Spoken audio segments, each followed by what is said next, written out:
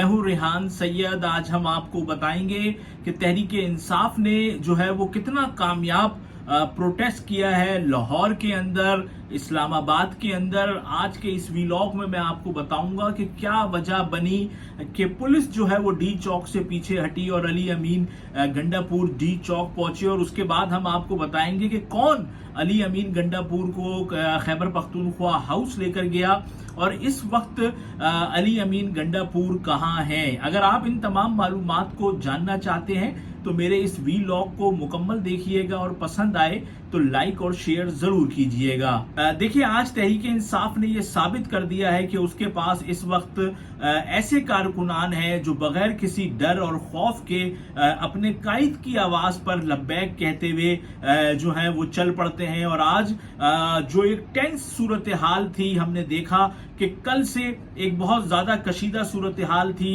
आंसू गैस की शेलिंग हो रही थी, रबड़ की गोलियां जो है वो बरसाई जा रही थी, ये तमाम चीजें हो रही थी। कंटेनर्स रखे गए और इस बार तो ये काम हुआ कि एक कंटेनर नहीं, जब एक के ऊपर एक कंटेनर रखा गया तो उसको वेल्ड किया गया।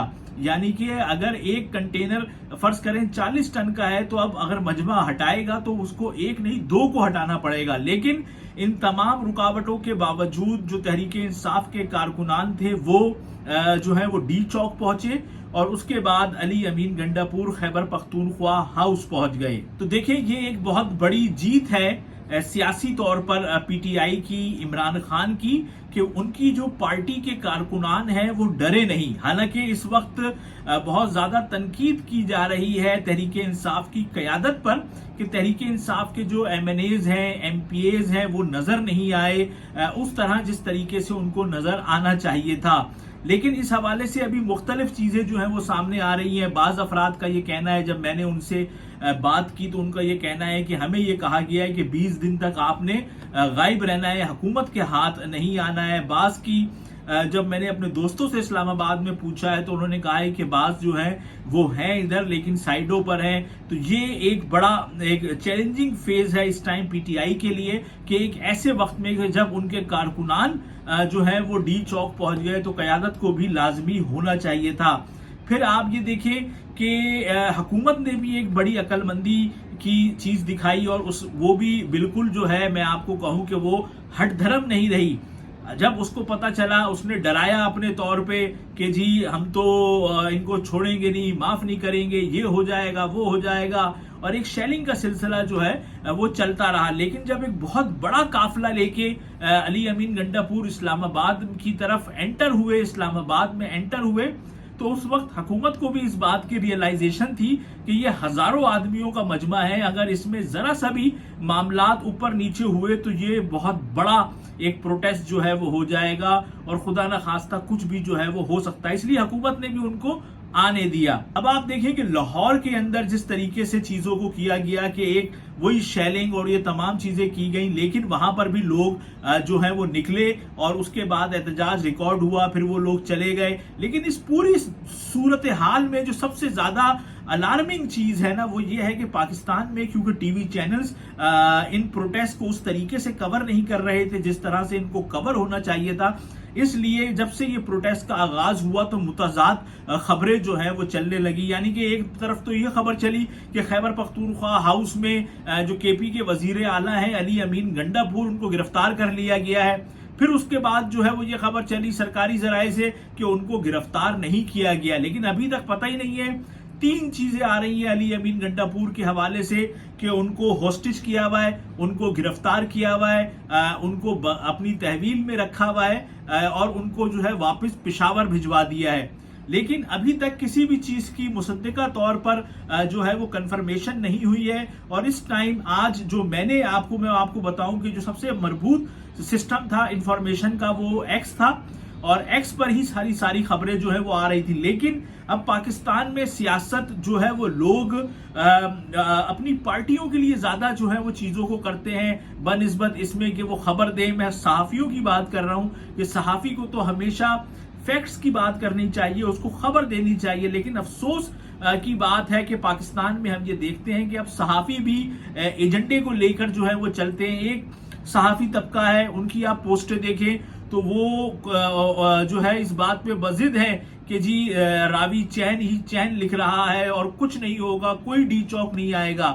اب وہ سب جو ہے وہ ڈی چوک آ گئے۔ اب ان لوگوں کو اپنا محاسبہ کرنا چاہیے کہ کس طریقے سے آپ اتنا بڑا اسٹیٹمنٹ جو ہے وہ آپ دے رہے ہیں کہ جی یہاں پر ایسا کچھ نہیں ہوگا، اور اس کے بعد پھر کوئی معافی نہیں مانگتا ہے کہ بھائی کہ مجھ سے غلطی ہو گئی، مجھ سے غلط خبر ہو گئی، ایسا ہو گیا ویسا ہو گیا۔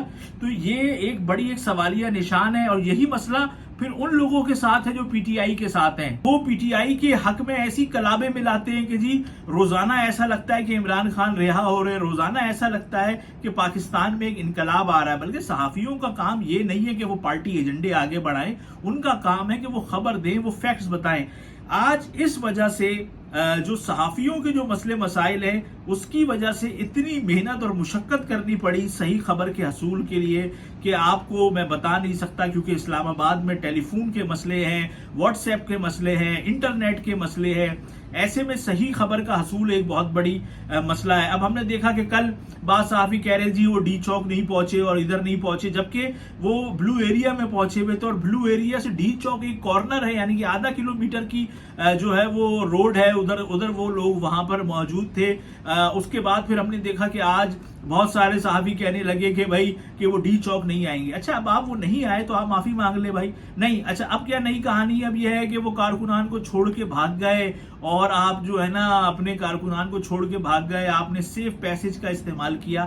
یار یہ تو آپ کا کام ہی نہیں ہے نا، اب آپ تجزیے دے رہے ہیں۔ تو یہ ایک بڑی صورتحال ہے، اس کی وجہ سے بڑے مسئلے مسائل رہے۔ لیکن میں آپ کو بتاؤں کہ جو ذمہ دار ذرائع ہیں ان کا یہ کہنا ہے کہ ان کو یہ میسج دے دیا گیا تھا کہ چلیں اب آپ جب اس بات پہ بضد ہیں کہ آپ نے آنا ہے، کیونکہ علی امین گنڈا پور نے اسلام آباد میں داخلے سے 2 گھنٹے پہلے واضح طور پر یہ پیغام جو ہے وہ تمام لوگوں کو دیا تھا کہ مجھ سے کوئی بات نہ کرے، جس کو بات کرنی ہے وہ عمران خان سے بات کرے، میں نے عمران خان کی بات کو سننا ہے، میں نے اس کو فالو کرنا ہے۔ یہ جو کارکنان آئے ہیں یہ عمران خان کے کہنے پہ آئے ہیں۔ انہوں نے جب یہ بات کہہ دی تو اس کے بعد ہم نے یہ دیکھا کہ جو جلوس تھا، کاروان تھا، وہ چلتا رہا، اور اس کے بعد جب وہ اسلام آباد میں انٹر ہوئے ہیں تو ان کو دوسرے رستے سے خیبر پختونخوا ہاؤس جو ہے وہ لے جایا گیا۔ جب وہ وہاں پر گئے تو اس کے بعد ہم نے یہ دیکھا کہ وہاں پہ رینجرز کے جوان بھی اندر گئے۔ پھر ایک شیل کی جو ویڈیو ہے ایکس پر وہ بھی ہے، اور جیو کے رپورٹر نے اپنے بیپر میں بھی یہ کہا کہ ایک شیل جو ہے وہ رینجرز کی جانب سے اندر پھینکا گیا ہے۔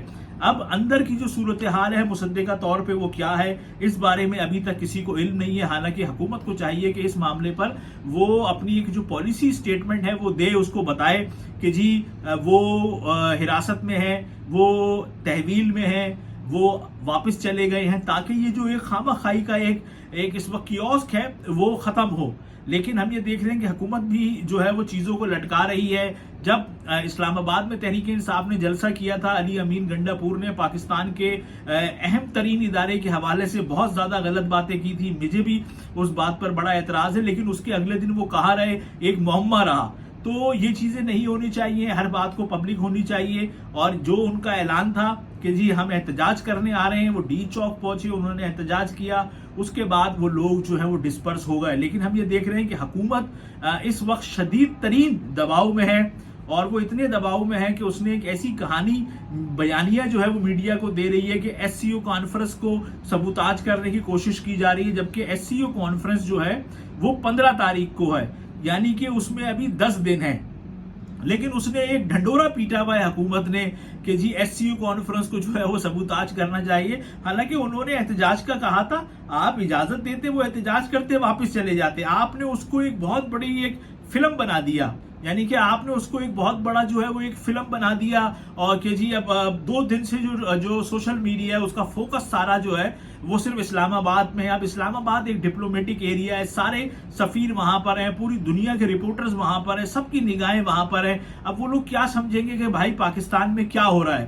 اب آپ ان سب چیزوں کو حکومت کو سوچنا چاہیے اور اس مسئلے کو بیٹھ کر حل کرنا چاہیے۔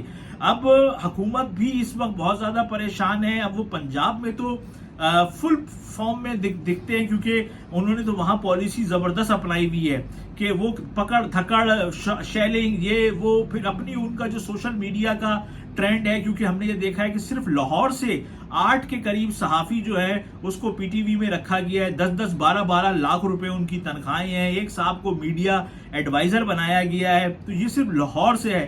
پھر جو ان کے اور چیزیں، اب یہ تمام لوگ جو ہے سوشل میڈیا پہ بیٹھے رہتے ہیں، ایک ایک گھنٹے میں چار جو ہیں وہ یہ اپنا کیا کہتے ہیں وہ پوسٹیں کرتے ہیں.